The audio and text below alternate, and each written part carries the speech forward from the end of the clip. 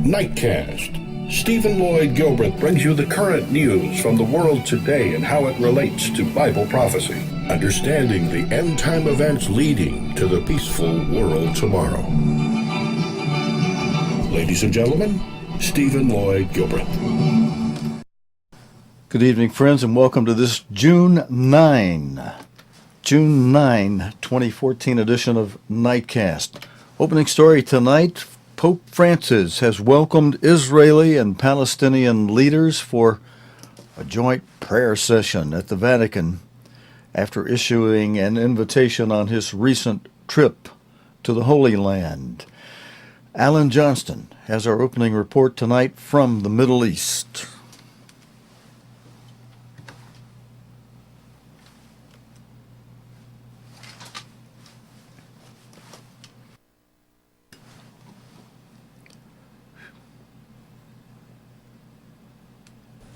The search for peace in the Middle East has never seen anything quite like this. The Israeli president, Shimon Peres, arriving at the Vatican, the Pope's guest. Soon followed by the Palestinian leader, Mahmoud Abbas. The two men had been invited to pray for peace. Together they set out for the location of the ceremony, a quiet corner of the Vatican gardens. Pope Francis said he wouldn't attempt to mediate between his visitors. This wasn't supposed to be a time to talk politics. This was a time to pray, Jews, Muslims and Christians, before the God they share. The hope was that far from the tensions of the Middle East, in the calm of this place,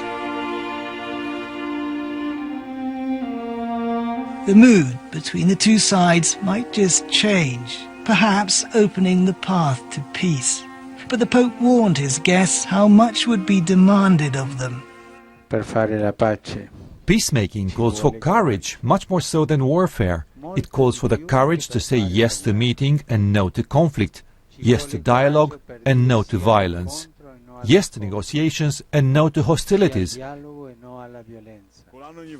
Mr. Peres responded first. I experienced war. I tasted peace. Never will I forget the bereaved families, parents and children who paid the cost of war. And all my life I shall never stop to act for peace, for the generations to come. Then President Abbas talked to the need to end the suffering of all the peoples of the region. God, answer my prayers for peace and justice in my homeland Palestine, the Middle East and the rest of the world. In the last of the light they planted an olive tree, a symbol of peace. But many of those most familiar with the harsh realities of the Israeli-Palestinian dispute will have watched all this with considerable skepticism. Prayers for peace in the Holy Land have been said many times before, but they have gone unanswered. Alan Johnston, BBC News at the Vatican. And friends, I have some notes that tell us that,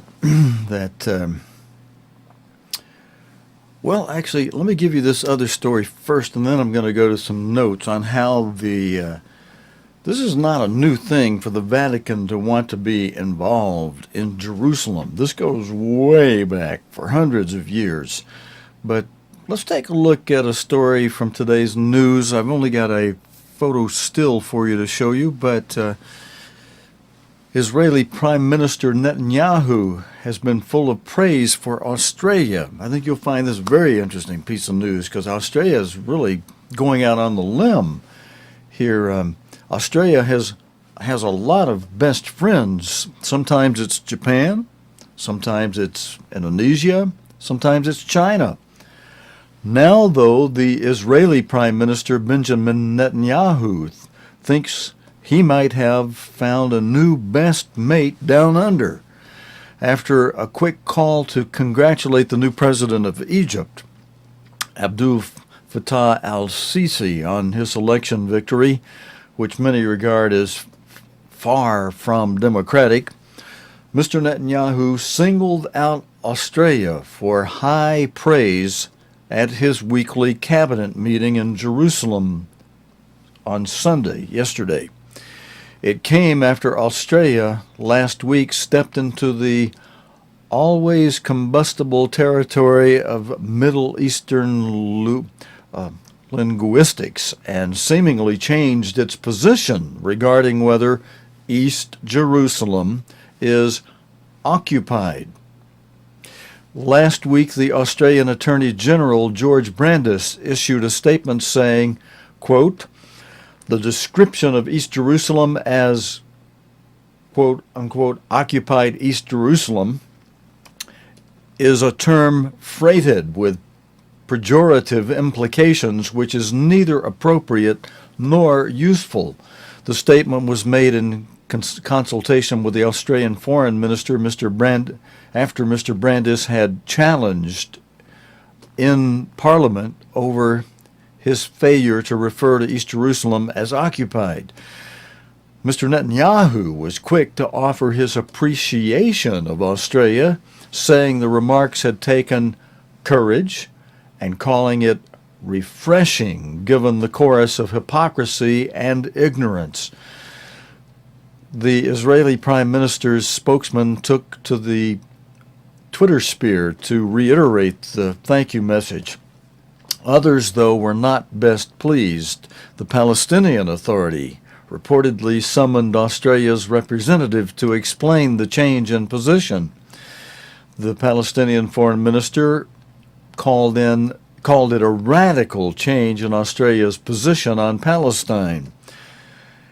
Independent Australian Senator Xenophon said it was an extraordinary and reckless departure from the bipartisan approach of the last 47 years.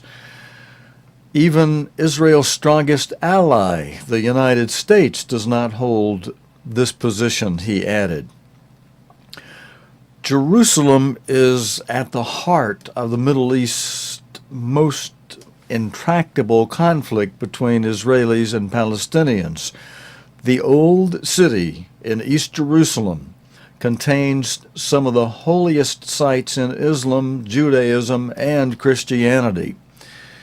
And let's see, I meant to grab one other photo that would be helpful to this story, but I missed that before time to get on the air came tonight, friends.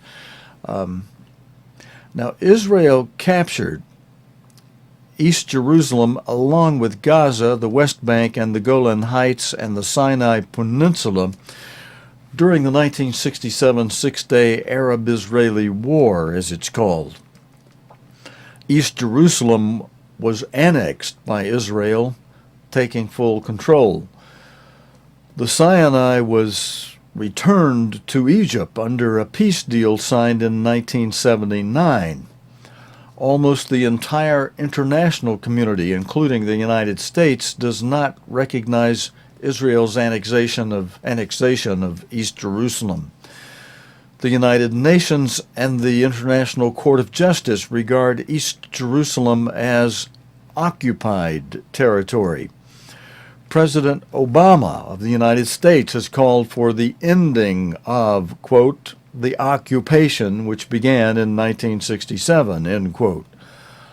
Although in his speech to the United Nations General Assembly, he did not specify if he was referring to East Jerusalem, the United States, European Union, and the United Nations all believe a future Palestinian state should be based around the pre-1967 borders. The Palestinians want East Jerusalem to be their future capital. Israel regards a united Jerusalem as its capital, although most countries do not accept this and have their embassies based in Tel Aviv. Australia has not said whether it will move its embassy from Tel Aviv to Jerusalem. So Australia is seemingly going out on a limb. The country has been long regarded as a strong supporter of Israel. Along with Israel, Australia was one of only 14 out of 194 UN members to oppose Palestine becoming a member of UNESCO, the United Nations Education and Scientific and Cultural Organization, in 2011. Australia abstained from the vote in 2012 that saw Palestine become a non-member observer state. 40 other UN members abstained, 138 voted in favor, and 9 voted against. Australia's support for Israel is contentious here. The former Labour Foreign Minister Bob Carr has recently said that extreme right-wing Israeli lobbyists here had an extraordinary influence on Australian policy in the Middle East under former Prime Minister Julia Gillard, that he regarded as, quote, very unhealthy, end quote. Mr. Carr's comments were strongly criticized by the Israeli government and some of the country's supporters. Why Australia has chosen now to change its position is not clear. It's possible Mr. Burundis was speaking off the cuff or out of turn, but the clarifying statements suggest not. The country has a relatively small Jewish population of about 100,000. That's 0.4% of the total. The Arab population is much larger, roughly 300,000 people, mostly of Lebanese origin, but including around 7,000 Palestinians. Israel's critics will say that the change on policy shows the influence of the lobby group Mr. Carr talked about. The U.S. Secretary of State John Kerry said continued expansion of Jewish settlements in East Jerusalem and the West Bank was one of the primary reasons for the collapse of the recent peace talks. Israel has been warned it is currently facing increasing international isolation. That's why the Israeli government will value the fact that it still has a friend in Australia. All right, friends, I wanted to cover that story, and then I have some information that shows how the Vatican goes way back in its involvements with Islam. And I have, first of all, I have some historical notes and quotes on the relationship between the Jewish state and the Catholic Church. Looking back to around 1944 at the relationship between the Jewish state and the Catholic Church, a year and a half of complicated negotiations culminated with the signing of the fundamental agreement between the Holy See, as the Vatican, and the State of Israel on the 30th of December, 1993.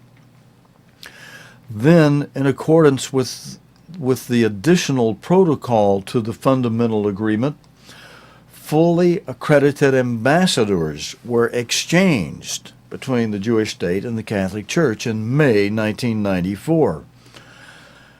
Now, on July 4, 2006, ex-Israeli Prime Minister Shimon Peres met with Pope Ratzinger for a 40-minute session in which he discussed the situation in Israel. The Vatican's official stance on Jerusalem was then that it should become an international city, governed neither by Jew nor Arab, but by the Church of Rome. And here I have a quote from my notes. Peres is reported in 1994 to have promised the Vatican official status in Jerusalem. In February 2000, the Vatican and the Palestinian Authority signed an agreement calling for an internationally guaranteed special status for Jerusalem. The agreement stated that a special statute would protect equally before the law of the three monotheistic religions in Jerusalem, the proper identity and sacred character of the city, and freedom of access to the city's holy sites. The Pope expressed his desire to visit Israel the following year. Now, that was Pope Ratzinger. But the Vatican's interest in Jerusalem does not stem from a desire to see peace in the nation of Israel, but rather to gain a foothold in Jerusalem. The Vatican believes it must place a pope in Jerusalem before the return of Christ in order to show the Catholic Church is the true Church of Christ and can claim an unbroken line from Peter, supposedly the first pope to the Messiah. Now, friends, these are my news quotes going back to 1994, quotes from various news sources. This quote from 2000, during his visit in 2000, Pope John Paul II conducted a prayer service in Bethlehem and announced that the Vatican had always recognized the Palestinians' national rights to a homeland. Rabbi Shlomo Avenir, dean a dean there, said in response that the Pope's goal was simply to obtain a foothold in Jerusalem for the Church, and that his visit was one way the Pope hoped to reach such a goal. Now, friends, fascinating is it not that Shimon Peres' surname means, quote, division.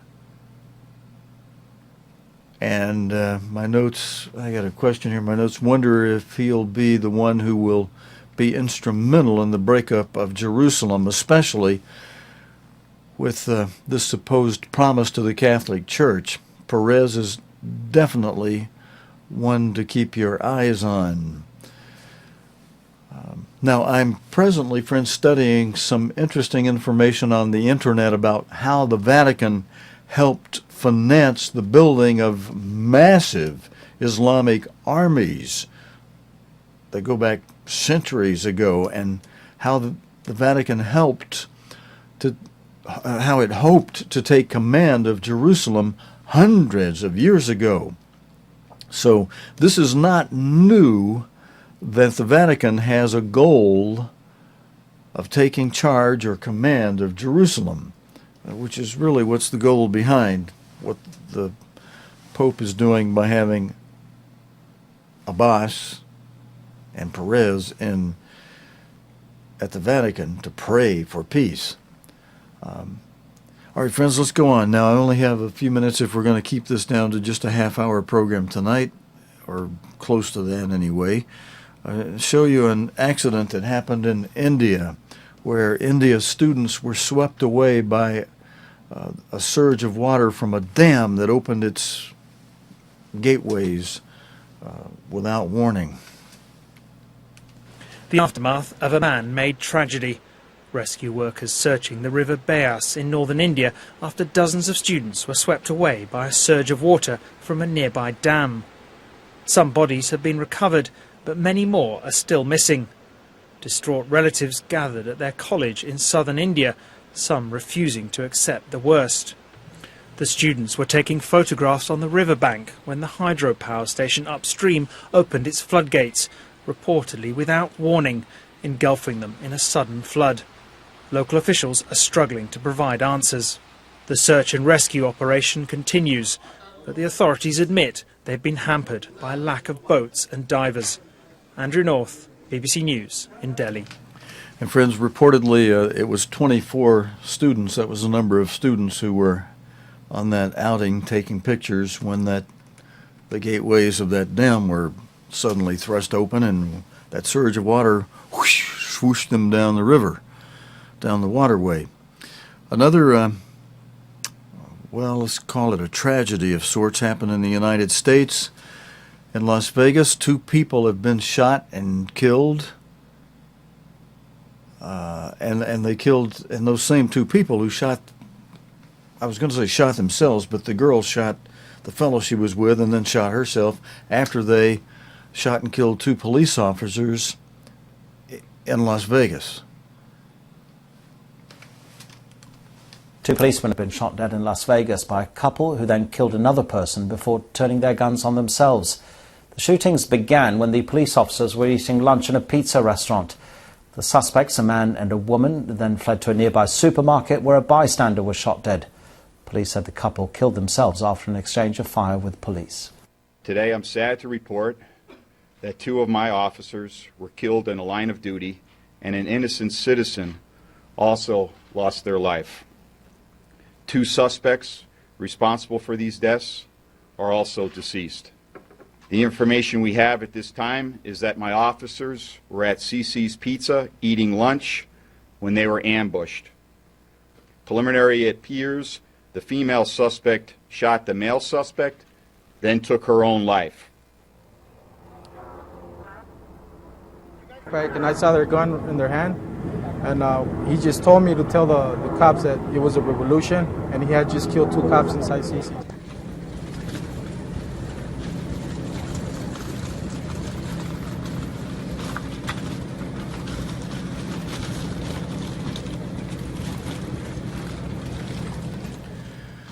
Okay, sad story out of the United States. Friends, my last story for tonight, before I give you the last story, let me thank those of you who've been praying for this infection I had and cold. And my throat's still a little bit on the raspy sound, but it's not sore, at least. I want to thank you for that, those of you that gave me some good prayer for that. All right, in this last story, friends, the Taliban claims deadly attack on Karachi airport. The Pakistani Taliban have said they were behind an attack at the country's largest airport that killed at least 28 people, including 10 attackers. The raid began late last night, at a terminal used for cargo and VIP flights at Karachi International Airport. Following reports of fresh violence early today, Army officials said the siege was now over and flights were resuming. Karachi has been a target for many attacks by the Taliban. Bridget Kendall has this report on it. Turned into a virtual war zone, Pakistan's biggest airport. A gun battle that lasted all night, till government troops finally took control around dawn. As the wounded were evacuated, a burning cargo building lit up the night sky, an eerie sight in what is normally Pakistan's busiest airport hub. Just how heavily armed the 10 attackers were is clear from their weapons: grenades, rocket launchers and suicide belts. And also food and water, suggesting they were planning a siege or to hijack a plane. But their plan failed. The Pakistan government praised its troops for their swift response. Our forces have done a tremendous job. You saw how quickly they controlled the situation. Our army, rangers and police tackled the situation nicely and killed all the terrorists involved in the incident. In claiming responsibility, a spokesman for the Pakistan Taliban said the attack was in revenge for the death of this leader, killed in a drone strike last year. But he also warned more attacks may be planned. So who are the Pakistan Taliban? Well, they're not the same as Afghanistan's Taliban, though there are links. Their Islamic insurgency is against Pakistan's government and has staged numerous attacks. Recent attempts at peace talks by Pakistan's Prime Minister Nawaz Sharif caused a split in their ranks, and it's possible this attack was to try to show they've not been weakened. It could have caused a lot of material damage if they had managed to hit commercial airliners, and of course it would have provided them with the iconic images that they need for their propaganda campaign. A deadly attack, less devastating than it might have been, but still raising questions about Pakistan's security. Bridget Kendall, BBC News. Friends, I don't have video, but let me give you one last story. We have a couple minutes that some of you might find of interest. The Brazilian riot police have used tear gas against protesters in Sao Paulo 3 days before the World Cup opening game in the city's main stadium. The BBC's Cathy Watson said various demonstrations have been putting pressure on the government ahead of the tournament. Perhaps we'll have a little video on that for you by tomorrow night, depending on what happens tomorrow. Friends, that's it for tonight's report. Thank you for joining me on this Monday night. God willing, and the creek don't rise, we'll be back again with the day's current world news related to the Bible and prophecy tomorrow night, Tuesday, here on Nightcast. Until next time, this is your host, Stephen Lloyd, saying good night, friends.